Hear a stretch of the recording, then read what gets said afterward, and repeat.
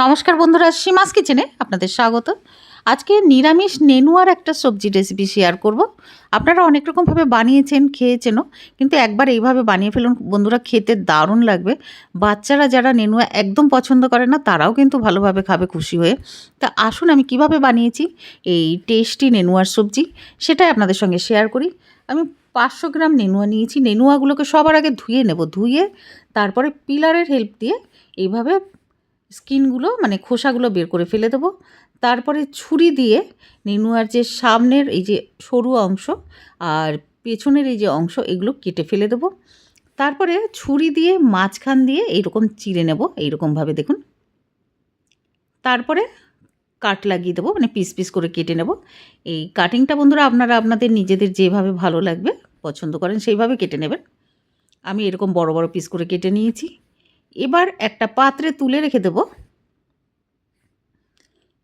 এবার এই নেনুয়া সবজিকে টেস্টি বানানোর জন্য একটা বড়া বানিয়ে নেব বেসনের। তার জন্য 1 কাপ বেসন নিয়েছি একটা পাত্রের সঙ্গে, হাফ চামচ রেড চিলি পাউডার, হাফ চামচেরও কম হলদি পাউডার আর স্বাদ মতো নুন দিয়ে এবার চামচ দিয়ে এই শুকনো মশলাগুলোকে বেসনের সঙ্গে মিক্স করে নেব। তারপরে অল্প অল্প জল দিয়ে এটাকে ফেটিয়ে নেব, ভালো মতন মিক্স করব।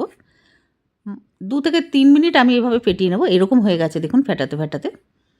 এবার কড়াইতে তেল গরম করতে বসিয়ে দেবো। তেলটা গরম হয়ে গেলেই লো ফ্লেম করে আমি এই ব্যাটারটা দিয়ে দেবো চামচে করে, অল্প অল্প করে। তারপরে সব ব্যাটার দেওয়া হয়ে গেলে এবার মিডিয়াম ফ্লেমে করে এই বড়াগুলোকে ভেজে নেব উল্টে পাল্টে। নিরামিষ দিনগুলোতে বন্ধুরা মনে হয় কি বানাবো একটা চিন্তা থাকে মাথায়, তবে একবার এইভাবে বানিয়ে ফেলবেন, গরম গরম ভাতের সঙ্গে কিন্তু খেতে দারুণ লাগবে। তাছাড়া রুটির সঙ্গেও কিন্তু রাত্রে খেতে ভালো লাগবে। আর বিশেষ করে এই বড়া দেওয়ার জন্য, বেসনের এই বড়াগুলো দেওয়ার জন্য আরও টেস্টি লেগেছে। এবার বড়াগুলো ভাজা হয়ে গেলে একটা প্লেটে তুলে নিয়েছি। এবার অন্য কড়াইতে দিয়েছি সর্ষের তেল 3 চামচ। তেলটা গরম হতেই 1 চামচ জিরা, ছোটো চামচে 1 চামচ, আর শুকনো লঙ্কা দিয়েছি মাঝখান থেকে চিড়ে। আর জিরা যেই ফুটতে শুরু করবে তখন 2টো মিডিয়াম সাইজের কাঁচা টমেটো, সবুজ টমেটো পাতলা পাতলা লম্বা লম্বা করে কেটে দিয়ে একটু নাড়িয়ে দিয়েছিলাম। নাড়ানোর পরে এই কেটে রাখা নেনুয়া দিয়ে দেবো। দিয়ে এবার মিডিয়াম ফ্লেমে 2 মিনিট মতন আমি এভাবে নাড়িয়ে নেব। উপর থেকে হলদি পাউডার দিয়ে দেবো ছোটো চামচের হাফ চামচ, আর 1 চামচ মতন রেড চিলি পাউডার, আর দিয়ে দেবো ধনে গুঁড়ো 1 চামচ, আর 1 চামচ জিরে গুঁড়ো দিয়ে এবার এই মশলার সঙ্গে নেনুয়া কষাবো। নেনুয়াটাকে 2 মিনিট মতন কষিয়ে নেব মিডিয়াম ফ্লেমে। এবার দিয়ে দেবো স্বাদ মতন নুন। নুন দিলেই বন্ধুরা এবার নেনুয়া থেকে জল গলা শুরু করবে। এবার নুনটা দেওয়ার পরে একটু নাড়িয়ে নেব, 2 মিনিট মতন ভেজে নেব এইভাবে মিডিয়াম ফ্লেমে। এবার দিয়ে দেবো কাঁচা লঙ্কা, মাঝখান দিয়ে কেটে রেখেছিলাম, চিড়ে রেখেছিলাম। কাঁচা লঙ্কা দেওয়ার পরে একটু নাড়িয়ে নেব, তারপরে ঢাকনাটা লাগিয়ে দেবো মিডিয়াম ফ্লেমে 2 মিনিটের জন্য। 2 মিনিট পরে ঢাকনাটা সরিয়েছি, দেখুন জল এমনিতেও বেরিয়ে এসেছে নেনুয়া থেকে। এবার আমি আরও হাফ বাটি মতন জল দিলাম, কারণ আমি বেসনের এই বড়াগুলো দেবো তো, ওই জন্য জলটা একটু দিলাম। দেওয়ার পরে একটু নাড়িয়ে নিয়ে এবার আবার 2 মিনিটের জন্য মিডিয়াম ফ্লেমে ঢেকে দেবো। এবার বন্ধুরা 2 মিনিট পরে ঢাকনাটা সরিয়েছি, দেখুন কত জল বেরিয়েছে। নেনুয়া এমনি তো জল অনেকটা ছাড়ে, মানে জল বেরিয়ে আসে ভেতর থেকে নেনুয়ার থেকে। এবার আমি চেপে দেখলাম যে গলে গেছে। নেনুয়া তো এমনি তো গলে যায় বন্ধুরা। এবার দিয়ে দেবো ওই ভেজে রাখা ওই বেসনের বড়াগুলো।